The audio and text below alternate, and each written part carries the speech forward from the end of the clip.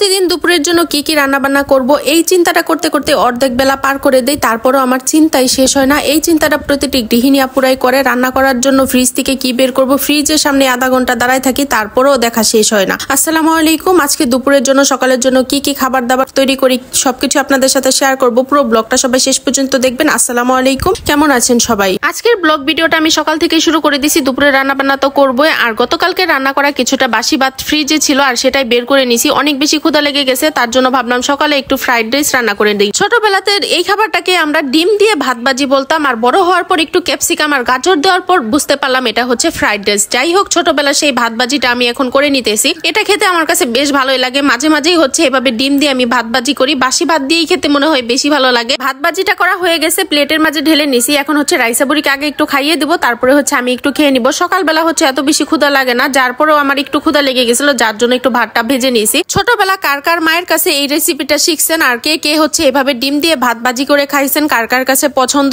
অবশ্যই কিন্তু কমেন্ট করে জানাবেন। সকালের নাস্তাটা শেষ করে ওদিকে দুপুরের জন্য কি কি রান্না বান্না করব সেটা নিয়ে চিন্তায় পড়ে গেছি। তারপরে এদিকে ব্রয়লার মুরগির মাংস বের করে নিছি, ছোট মাছ ছিল সেগুলো বের করে নিছি, আর একটু ভেন্ডি কেটে নিছি, আলু দিয়ে ভাজি করব। রান্না বান্নার সকল কিছু জোগাড় করতে যতটা না সময় লাগে, রান্না করতে কিন্তু তার চাইতেও কম সময় লাগে। তো রান্না বান্নার জোগাড় করতেই কিন্তু অনেক বেশি সময় লেগে গেছে। দুপুর 1টার মতো প্রায় বেজে গেছে। এখন হচ্ছে রান্না বান্না করে নিব। ছোট মাছগুলা হচ্ছে তেলের উপর ভেজে নিছি, ওই তেলের উপরে হচ্ছে ভেন্ডি ভাজিটা বসিয়ে দিব। ভেন্ডি আর আলু দিয়ে দিছি, তারপরে উপরে কাঁচা মরিচ আর হচ্ছে কাঁচা পেঁয়াজ দিয়ে সামান্য হলুদ আর মরিচ দিয়ে হচ্ছে এখন নাড়াচাড়া করে নিব। দুপুরবেলা রান্না করতে গেলে বোঝা যায় কি পরিমাণ গরম থাকে, আর গরমের মাঝে শুধু পানি পিপাসা লাগে। পানিতে গলাটা মনে হয় একদম শুকিয়ে কাঠ হয়ে যায়। পানির মাঝে হচ্ছে বরফ দিয়ে তারপরে হচ্ছে পানিটা খেয়ে নিতেছিলাম। 5-10 মিনিট পরে পরে হচ্ছে পানি খাচ্ছিলাম, তারপরে হচ্ছে অনেক বেশি পানি পিপাসা লাগতেছিল। আর এদিকে হচ্ছে আমি ভেন্ডি ভাজিটা নাড়াচাড়ার উপরে থাকতেছিলাম। নাড়াচাড়া করতে করতে ভেন্ডি ভাজিটা হয়ে গেছে। এখন হচ্ছে ছোট মাছের তরকারিটা রান্না করব। তরকারি বলতে এটা হচ্ছে একদম শুকনা শুকনা ভুনা করব। টমেটো দিব কিছুটা। টমেটো দিলে একটু টক টক লাগে, খেতে বেশ ভালোই লাগে। এখানে হলুদের গুঁড়া, মরিচের গুঁড়া, ধনিয়ার গুঁড়া, স্বাদ মতো লবণ, আদা রসুন বাটা দিয়ে পেঁয়াজের সাথে মশলাটা ভালো করে কষিয়ে নিব।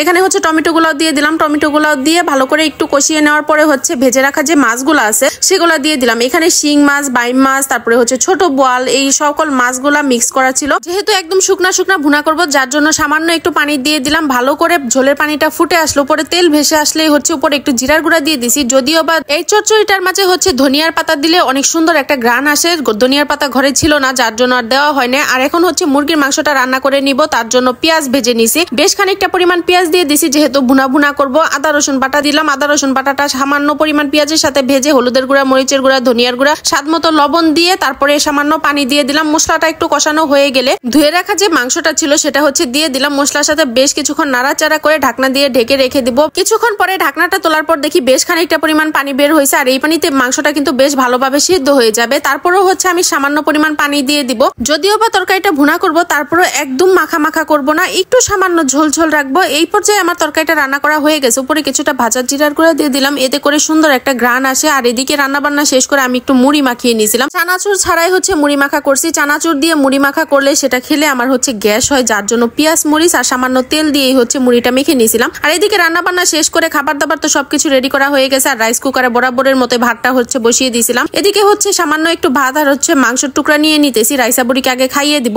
রাইসার পাপা আর আমি দুজনে হচ্ছে পরে খেয়ে নিব। রাইসাকে আগে খাওয়ানোর কারণটা বলি, রাইসা হচ্ছে আমরা একসাথে খেতে বসলে ও হচ্ছে অনেকটা সময় ধরে খায়, মানে অনেকটা সময় ওর সাথে বসে থাকতে থাকতে অনেক বিরক্ত হয়ে যায়, যার জন্য হচ্ছে আগে ওকে একটু খাইয়ে নেই, তারপরে হচ্ছে আমরা খেয়ে নিব। এই ছিল আজকে রান্নাবান্নার ভিডিওটা কেমন লাগলো অবশ্যই জানাবেন। লাইক কমেন্ট শেয়ার করে দিবেন, পেজটাতে ফলো দিয়ে দিবেন। ইউটিউব চ্যানেল থেকে দেখে থাকলে চ্যানেলটা সাবস্ক্রাইব করে দিবেন। আজকের মতো ভিডিওটা এখানে শেষ করছি। আল্লাহ হাফেজ, ভালো থাকবেন সবাই।